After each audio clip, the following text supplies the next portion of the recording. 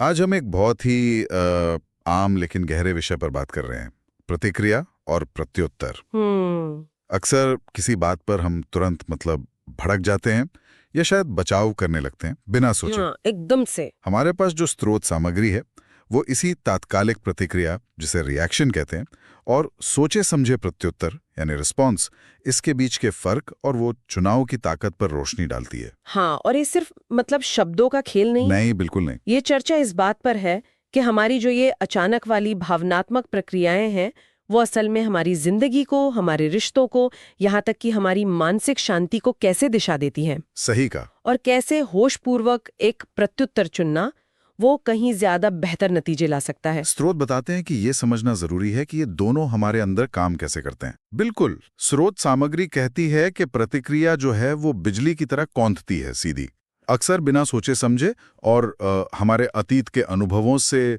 डर से या शायद अहंकार से जुड़ी हुई। अतीत से। हाँ, मान लीजिए किसी ने आपकी प्रेजेंटेशन पर थोड़ी तीखी टिप्पणी कर दी। अच्छा। अगर आप तुरंत तैश में आकर पलटवार करते हैं या मन ही मन कुढ़ने लगते हैं, तो ये एक प्रतिक्रिया है। इसमें सोचने का कोई वक्फा नहीं होता। एकदम जीरो गैप।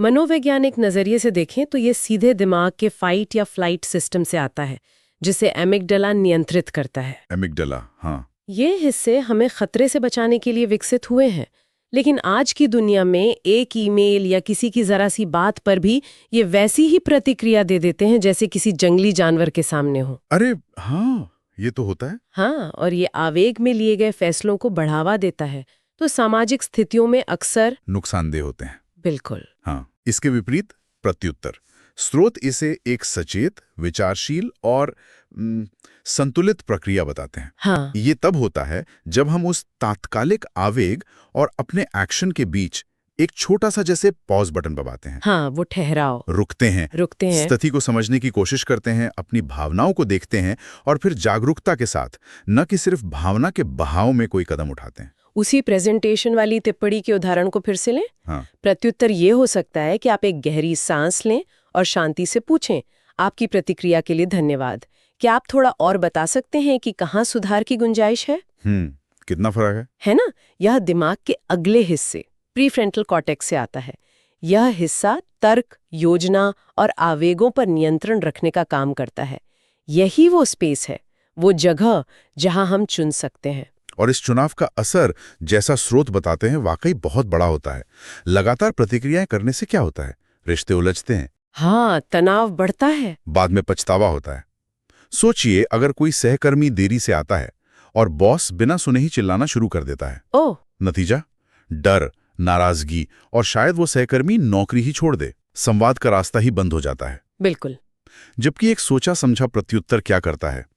यह समझ, सम्मान और भरोसे को जन्म देता है। उसी स्थिति में अगर बॉस शांति से देरी का कारण पूछता है और मिलकर समाधान निकालने की कोशिश करता है, तो माहौल सकारात्मक रहता है, समस्या भी हल होती है और रिश्ता भी मजबूत होता है। स्रोत इस बात पर जोर देते हैं कि प्रत्युत्तर सिर्फ बाहरी रिश्तों को ही नहीं, हमारी अंदरूनी शांति को भी बढ़ाता है। तो यहाँ सबसे बड़ा सवाल यही उठता है कि ये सुनने में तो बहुत अच्छा लगता है, पर असल जिंदगी की भागदौड़ में, वो गर्मागर्मी के माहौल में प्रतिक्रिया के जाल से निकलकर प्रत्युत्तर तक कैसे पहुंचा जाए? हाँ, ये अहम सवाल है, और स्रोत कुछ बहुत ही व्यवहारिक प्रैक्टिकल कदम सुझाते हैं। अच्छा। जैसे कि? हाँ, और ये कदम अभ्यास से संभव है। पहला और सबसे महत्वपूर्ण है विराम। हाँ। बस कुछ सेकंड के लिए रुक जाना। कुछ सेकंड। हाँ, बस उतना ही। ये छोटा सा अंतराल ही सब कुछ बदल सकता है। ओके। दूसरा, सांस लेना। 1 या 2 गहरी सांसें शारीरिक तनाव कम करती हैं और दिमाग को थोड़ी स्पष्टता देती हैं। ओके, सांस लेना। तीसरा, भावनाओं को देखना। अपनी भावनाओं को महसूस करें, लेकिन उसमें बह नहीं। जैसे ये सोचना कि मुझे गुस्सा महसूस हो रहा है, बजाय इसके कि मैं गुस्से में हूं बन जाना। हाँ, ये थोड़ा मुश्किल लगता है। ये शुरू में लगता है, पर अभ्यास से आता है। हाँ। चौथा, विचार करना। खुद से पूछें, असल में मुझे किस बात से तकलीफ हुई, मैं इस स्थिति से क्या चाहता हूं, सबसे सही रास्ता क्या होगा। थोड़ा विश्लेषण। हाँ, और पांचवा, शब्दों का चयन। आवेग में नहीं, बल्कि अपने मूल्यों के आधार पर सोच समझकर बोलें। ये तो हुए व्यवहारिक कदम। स्रोत एक गहरा आध्यात्मिक पहलू भी छूते हैं। हाँ, बिल्कुल। अपनी भावनाओं और विचारों को बिना जज किए देखने की क्षमता, यही मुक्ति का रास्ता है। प्रतिक्रिया हमें हमारे अतीत की जकड़न में बांधे रखती है, वो पुराने डर, पुरानी चोटें, बिल्कुल सही। जबकि प्रत्युत्तर हमें वर्तमान क्षण में जीने और चुनाव करने की आजादी देता है। विक्टर फ्रैंकल, जिन्होंने एकाग्रता शिविरों की भयावता झेली। हाँ, उनकी किताब मैंने पढ़ी है। उनका एक बहुत शक्तिशाली कथन स्रोत में उद्धृत है। उत्तेजना और प्रतिक्रिया के बीच एक स्थान होता है। एक स्थान। उस स्थान में हमारी प्रतिक्रिया चुनने की शक्ति निहित है। हमारे प्रत्युत्तर में ही हमारा विकास और हमारी स्वतंत्रता निहित है। वो स्थान ही जागरूकता का स्थान है, जिसे हम अभ्यास से बढ़ा सकते हैं। वाह!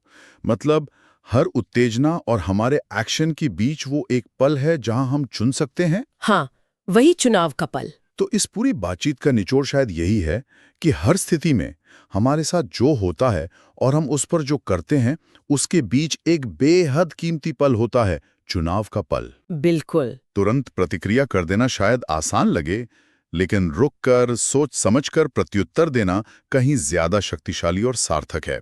यह हमें अपनी जिंदगी की बागडोर वो अपने हाथ में लेने का मौका देता है। हाँ, बिल्कुल।